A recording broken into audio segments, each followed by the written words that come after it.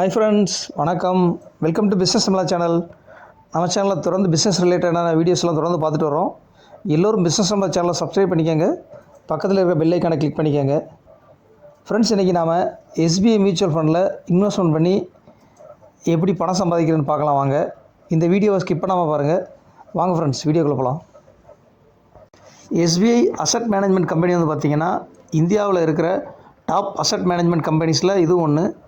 இவங்க வந்து பார்த்திங்கன்னா 36 வருஷமாக மியூச்சுவல் ஃபண்ட் இண்டஸ்ட்ரியில் சக்ஸஸ்ஃபுல்லாக ரன் பண்ணிகிட்ருக்காங்க. இவங்களோட நிறையா மியூச்சுவல் ஃபண்ட் ஸ்கீம் வந்து பார்த்திங்கன்னா இன்வெஸ்டர்ஸுக்கு தொடர்ந்து நல்ல லாபத்தை கொடுத்துட்ருக்கு.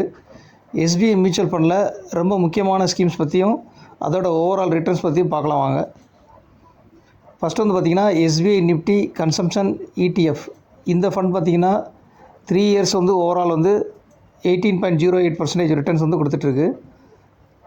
அதுக்கப்புறம் SBI equity minimum variance fund, இது வந்து 17.26% வந்து 5 இயர்ஸாக ஓவரால் ரிட்டர்ன்ஸ் வந்திருக்கு.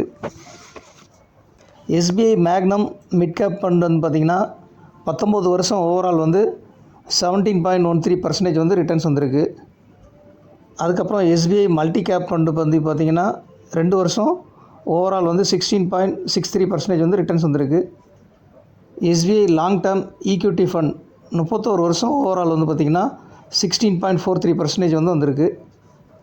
Next SBI health care opportunities fund வந்து பார்த்திங்கன்னா 25 வருஷம் ஓவரால் ரிட்டர்ன்ஸ் வந்து 16.43% வந்திருக்கு. SBI Nifty next 50 index fund வந்து பார்த்திங்கன்னா 3 வருஷம் ஓவரால் ரிட்டர்ன்ஸ் வந்து பார்த்திங்கன்னா 16.02% வந்து ரிட்டர்ன்ஸ் இருக்குது. எஸ்பிஐ கன்சம்ஷன் ஆப்பர்ச்சுனிட்டிஸ் ஃபண்ட் வந்து பார்த்திங்கன்னா 25 வருஷம் ஓவரால் ரிட்டர்ன்ஸ் வந்து பார்த்திங்கன்னா 15.82% வந்திருக்கு. நெக்ஸ்ட் வந்து பார்த்திங்கன்னா SBI S&P BSE Sensex next 50 ETF வந்து பார்த்திங்கன்னா 6 இயர்ஸ் ஓவரால் வந்து 15.61% வந்திருக்கு. எஸ்பிஐ ஈக்விட்டி ஹைப்ரிட் ஃபண்ட் வந்து பார்த்திங்கன்னா 29 வருஷம் ஓவரால் ரிட்டர்ன்ஸ் வந்து பார்த்திங்கன்னா 15.27% வந்திருக்கு.